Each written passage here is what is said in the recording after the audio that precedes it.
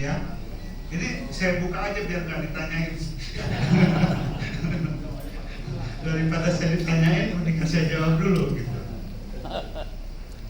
Selama ini Bapak Ibu sekalian itu dapat memanfaatkan kuota dari waiting list, ya kan? Berangkat pakai kuota jamaah, ya kan? Sebagian dari pembimbing ibadah KBIHU itu berangkat pakai kuota jamaah, porsi jamaah reguler. Nah, ini oleh karenanya dari jumlah pembimbing ibadah KBIHU yang sebenarnya 135 orang per satu pembimbing ibadah, selama ini terserap hanya 1685, karena sebenarnya pembimbing ibadah KBIHU banyak yang berangkat tetapi pakai kuota reguler, kuota jemaah.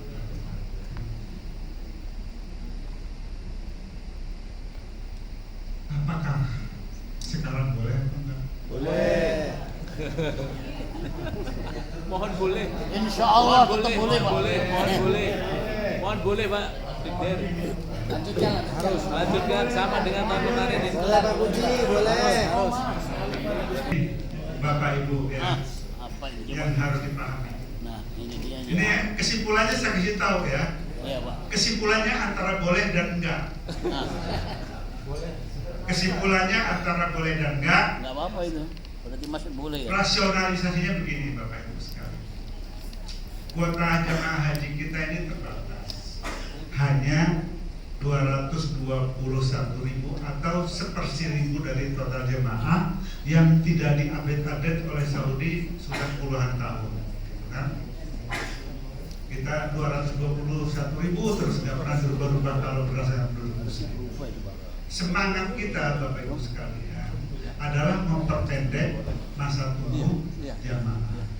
Oleh karenanya itu kita memperbanyak kuota jamaah yang sehingga orang yang sudah pernah haji nggak bisa haji berkali-kali. Kalau sebelumnya 10 tahun diperpanjang menjadi 8 tahun.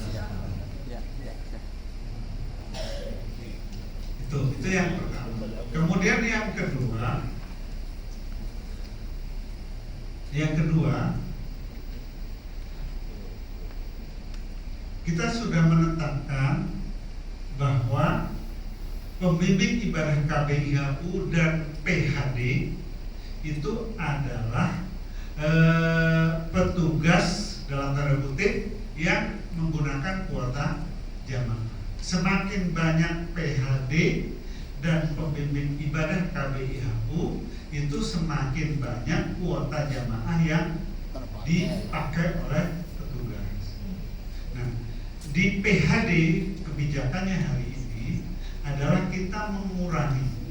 Kalau sebelumnya satu kloter itu ada 3 PHD, sekarang kita kurangi menjadi 2 PHD. Kalau di KBIHU kalau selama ini 131, rasionya dirubah menjadi 151. Angka 151 dari mana? Jangan tanya saya. Terus tanya siapa? Itu udah jadi pasal di undang-undang. Jadi udah kopi lah. Kalau mau merubahnya lagi, kita revisi undang-undang lagi. Nah, sekarang Bapak Ibu yang sudah mendaftar punya nomor polisi dan berhak berangkat. Kalau berangkatnya itu adalah sebagai jamaah murni, maka terkena ketentuan 18 tahun. 18 tahun. Ya kan? Mantap. Kalau berangkatnya sebagai pembimbing ibadah KBIHU, Bapak Ibu kena pasal peraturan menteri tentang pelunasan BPIH. pelunasan, bimbing jamaah haji, PHD dan pembimbing ibadah KBIH. Itu problemnya di situ, Pak, Bapak-bapak Ibu sekalian. Jadi saya bukan bilang boleh tidak boleh. Tidak boleh, tidak boleh. Yang jelas Bapak Ibu sekalian, kalau sudah punya 151 jamaah, Bapak Ibu berhak mendampingi jamaah. Itu hak yang tidak bisa ditawar-tawar. Ya kan? Itu hak Bapak Ibu sekalian. Tetapi aturannya di Kemenhaj soal pelunasan BPIH, BP, pelunasan BP itu jamaah haji embarkasi sini melunasi sekian, ini sekian, kemudian jamaah haji PHD dan pembimbing ibadah ini itu kan begitu bunyinya Pak Holil ya.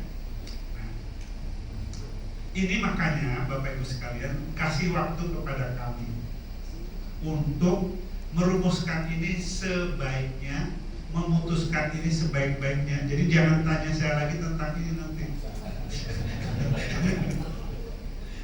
Kita tahu betul gitu. Kita tahu betul bahwa kalau ibu bapak punya hak, punya apa namanya? Punya jamaah 151 berhak mendampingi. Terus kemudian kalau bapak sudah menunggu haji selama 15 tahun, 18 tahun, udah daftar, itu juga punya hak untuk berangkat. Untuk selama yang nomor porsinya keluar sekarang itu punya hak untuk berangkat sepanjang sudah 18 tahun. Nah, ini yang status bapak sebagai jamaah atau sebagai pembimbing ibadah itu yang nanti akan kita kaji Pak, yang akan kita putuskan kira-kira akan ikut mazhab yang mana.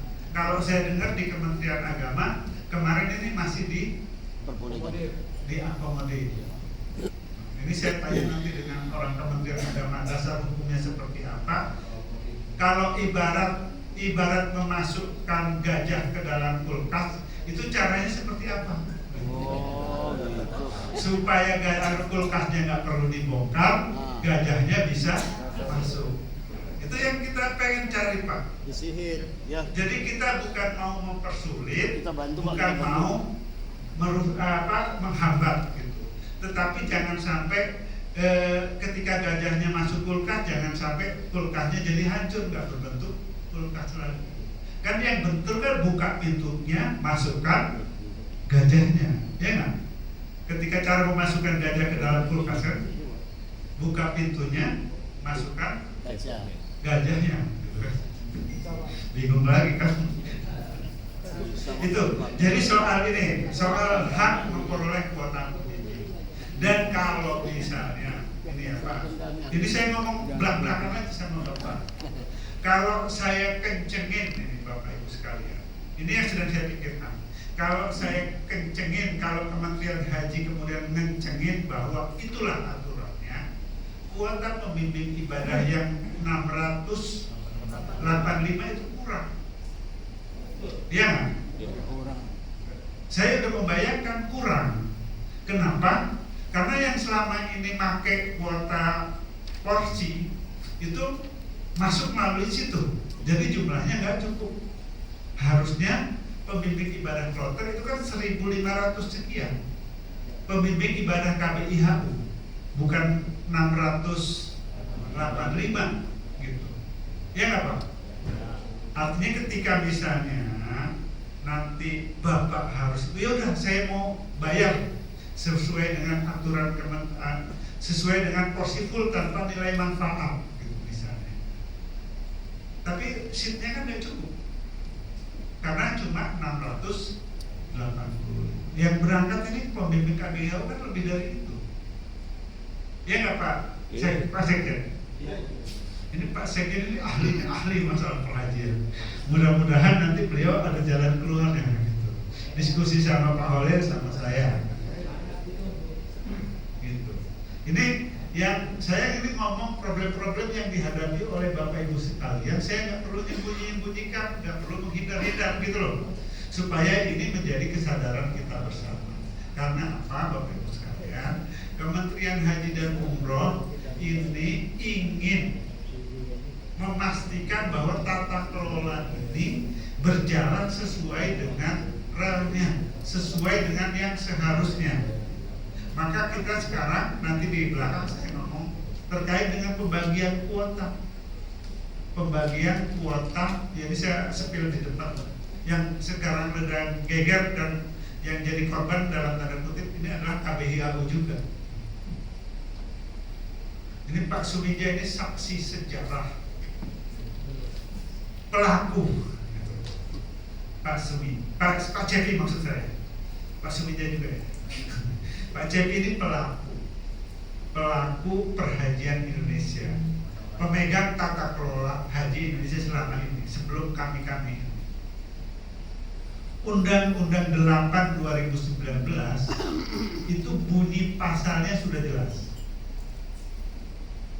Pasalnya sudah jelas bahwa pembagian kuota haji Indonesia itu dibagi berdasarkan proporsi jumlah penduduk muslim atau daftar tunggu, proporsi daftar tunggu jamaah haji Indonesia. Itu bunyi Undang-Undang 8 2019. Bukan undang-undang yang baru diketok DPR bulan Agustus kemarin. Bukan undang-undang yang baru diketok kemarin sore, tapi sudah lebih dari 5 tahun yang lalu. Tetapi ini Bapak Ibu sekalian tidak pernah diimplementasikan. Karena kuota yang kita nikmati selama ini, kuota yang kita pakai selama ini secara turun-temurun. Tahun 2013 Pak Cepi jadi apa Pak?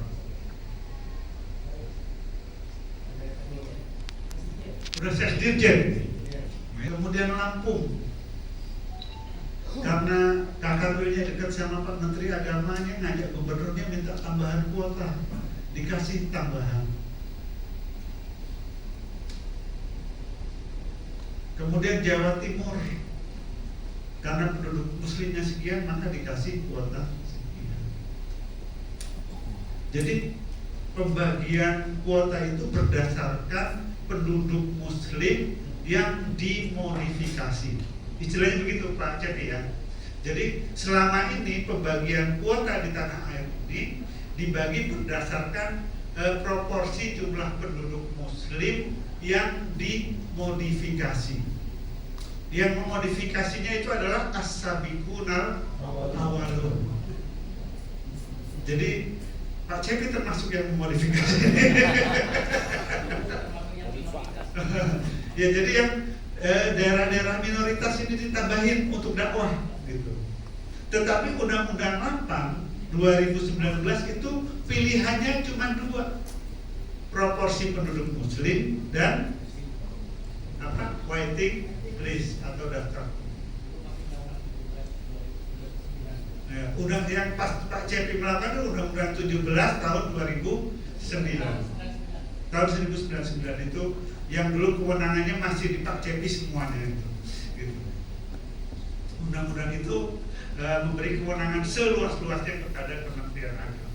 Nah, ini produk lama yang selalu ditunda-tunda terus untuk diimplementasikan. Nah, kemudian ketika kita Kementerian Haji dan Umroh masuk, ini kita semangatnya untuk kembali ke aturan. Nah, sekarang seolah-olah kita diprotes, seolah-olah kenapa mendadak. Ini bukan mendadak, ini sesuatu yang lama. Ini saudara-saudara saya di Sulawesi Selatan. Mana FKKB Sulsel? Nah, ini yang anak buah yang pakai baju sama dengan saya. Itu Di Sulsel itu yang menunggu 47 tahun itu dianggap sebagai nasibnya. Iya nggak Pak? Sudah dianggap, ya sudah memang lama. Kalau mau cepat haji khusus aja. Kalau yang cepat haji furoda aja. Nggak seperti undang-undang yang nggak bisa dirubah lagi. Nah sehingga sekarang ini ada penyesuaian yang tadi yang di mana yang paling lama di Sulsel Pak? Yang dibantai, yang selama ini dibantai nggak berangkat, kemudian dengan formula yang baru jadi berangkat.